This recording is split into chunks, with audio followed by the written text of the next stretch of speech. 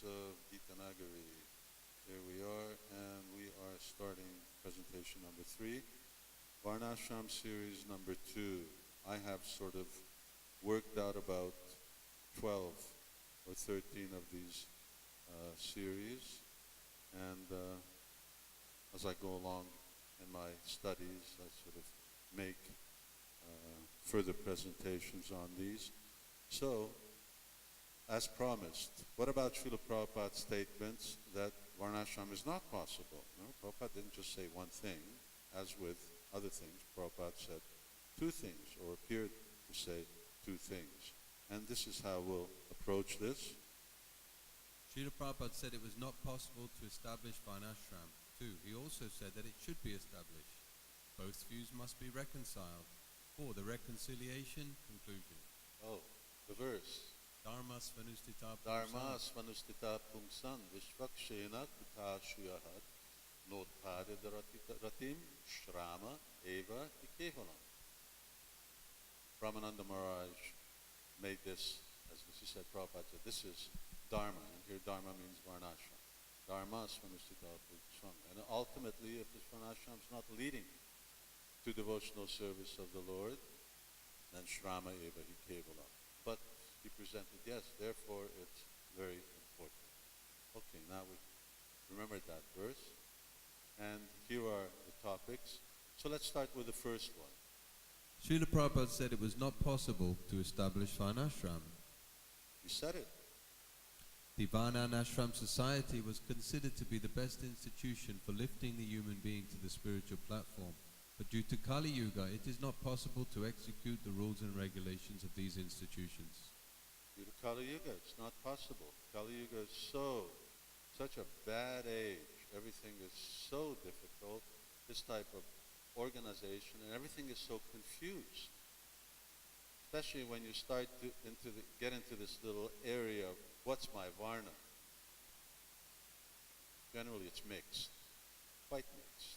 Kali Yuga really mixes things up.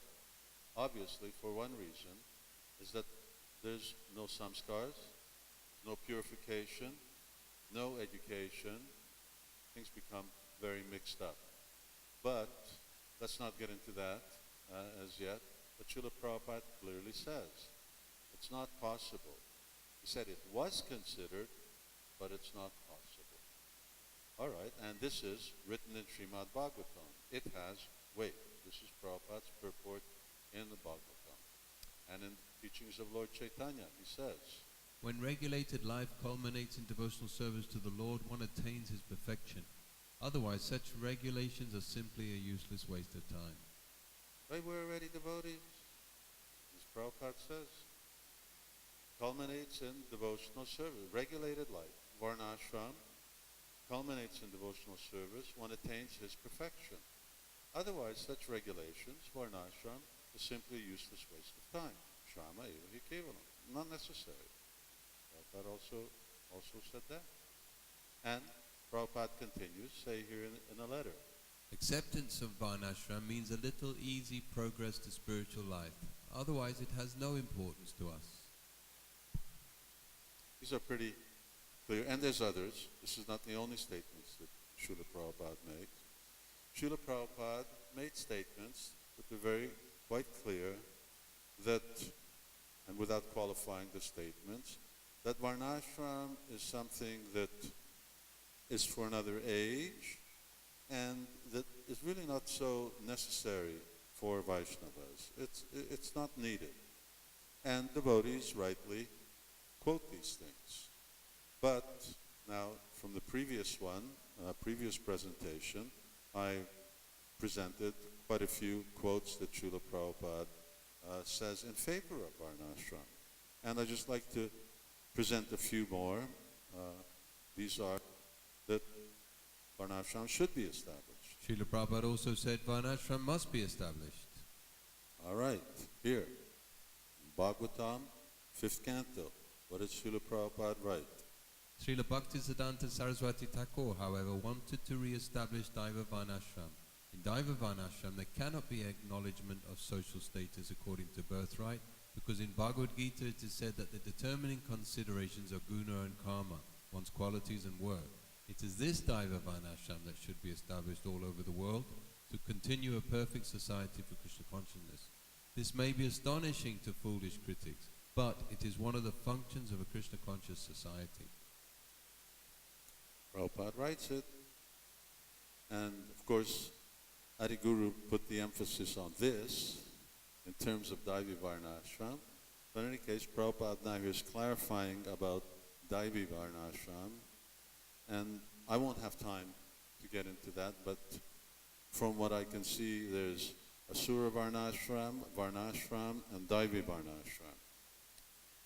But Daivi Varnashram is the practice of Varnashram by pure devotees, by Vaishnavas.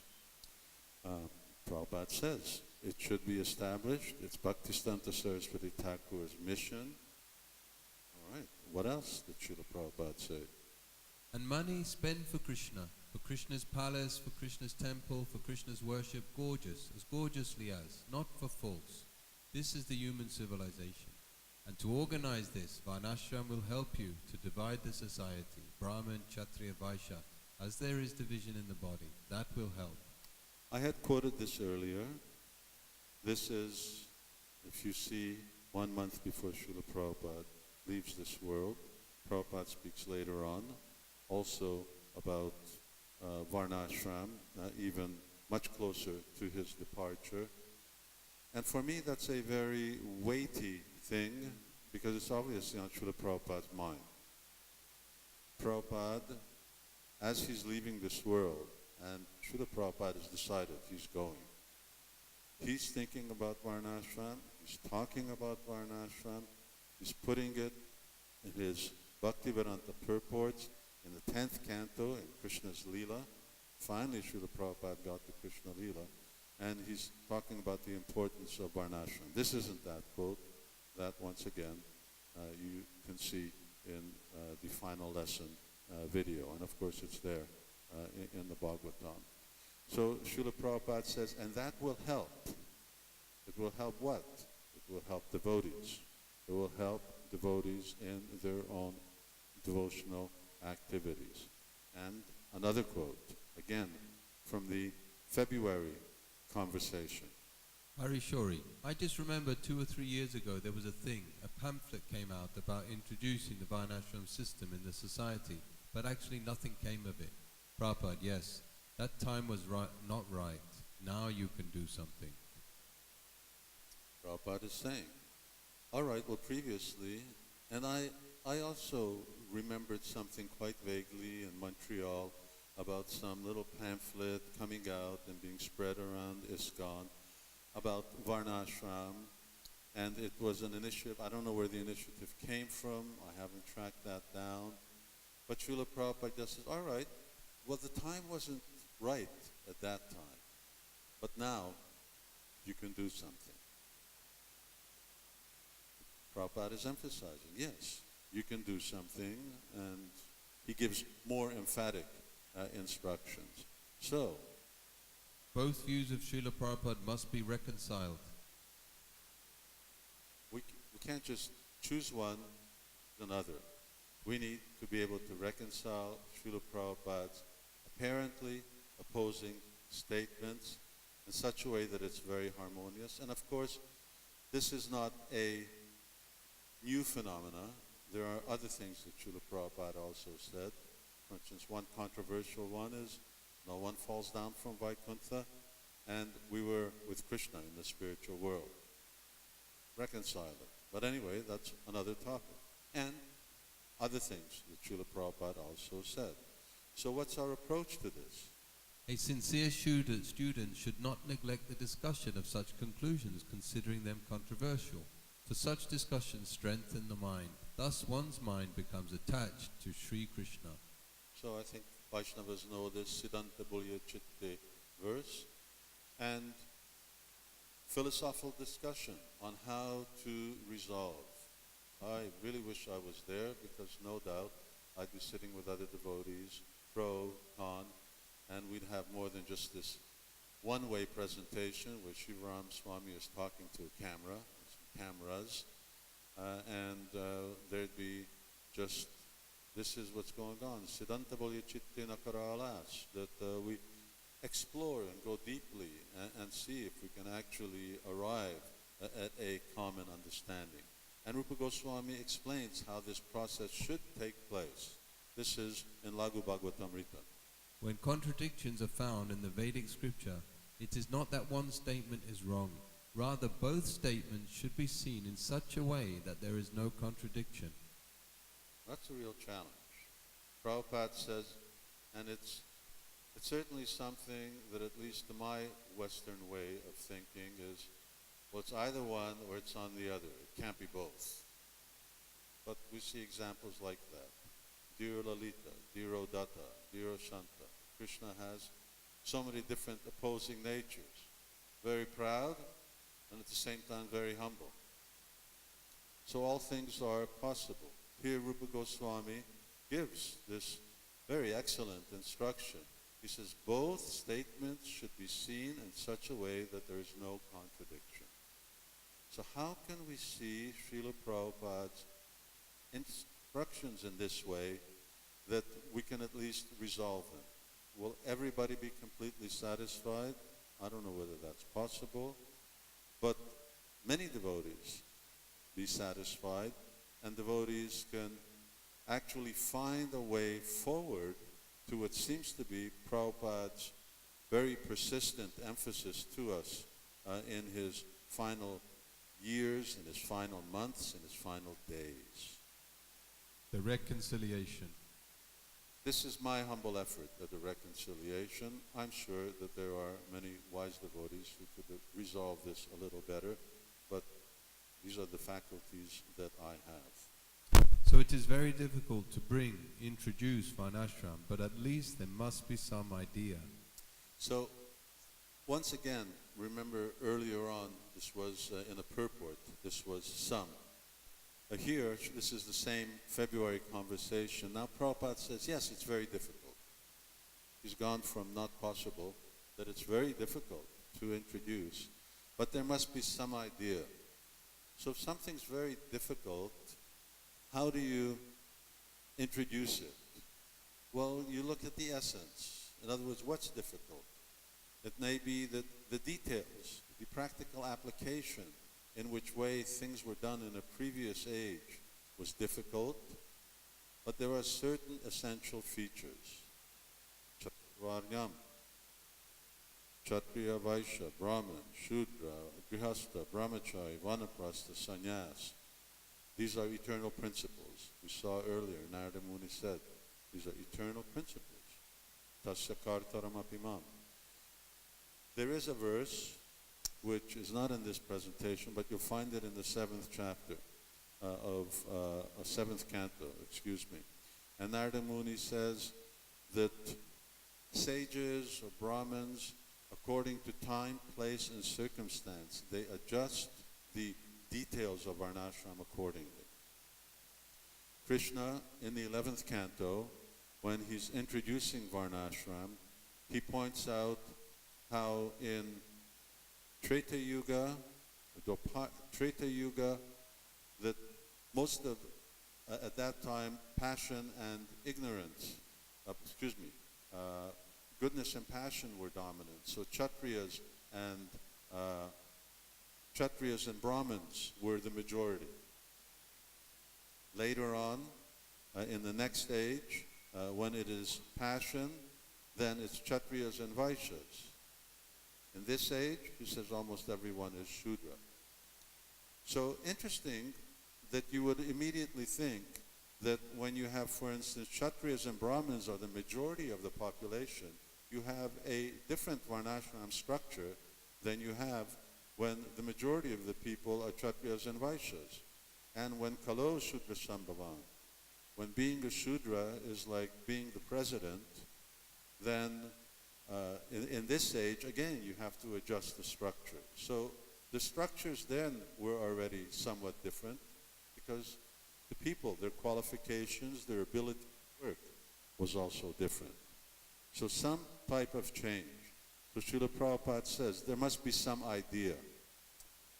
I haven't put it here, but when Abhiram Prabhu is talking about his reflections on Srila Prabhupada in Varnasrama. This is in a email exchange that he had with Prithu, that Prithu Prabhu sent to me. Prabhupada said, I want to go to Gita Nagari, and I want to sit down and contemplate the Varnasrama. Well, he said, I want to sit down and apply Varnasrama. And Abhiram then, he comments on that. He said, I have a lot of, he was Prabhupada's nurse. Prabhupada told him he used to sleep beside Prabhupada's bed at night. This was in 77. Prabhupada says, never leave me, so you stay here. So he said, I have lots of experience with Srila Prabhupada. And to me, I'm paraphrasing him now, to me when Srila Prabhupada said, I want to sit down, it meant I want to sit and think. I want to think, what does it mean to begin Varnashram? And Srila Prabhupada wanted to show Varnashram in Gita Nagari. That's why he went in 77 to London. And then because he had that complication, urology complication, Srila Prabhupada realized it's too late. In fact, the doctor told Tamal Krishna Maharaj, Prabhupada is functioning on half a kidney. So he went back. But Prabhupada wanted to go to Gita Nagari, and he wanted to sit down. And Abhiram Prabhu comments, yes, Prabhupada wanted to think in detail. In other words, it's not that Srila Prabhupada always had everything already planned out to the very atom, to the very, very last detail. And that's why when Prabhupada first came to America in New York, he was riding the subway. He was studying what are Americans like. So similarly, what would Varnashram really mean in that context? So there must be some idea. Prabhupada, not required. Chaitanya Mahaprabhu denied. I am not Brahmin, I am not Kshatriya, I am not this, I am not this. He rejected. But in the Bhagavad Gita, the Chatavanya Maya Sristam. So we are Krishna, preaching Krishna consciousness. It must be done. Bhaktivinoda Thakur, in his commentary on when Chaitanya Mahaprabhu keeps saying, yes, this is external, and then Ramananda Roy, because Lord Chaitanya wants to know about what is sadhan and what is sadhya, he says, Varnasrama Vacharata, no, Ekobhaya, this is external.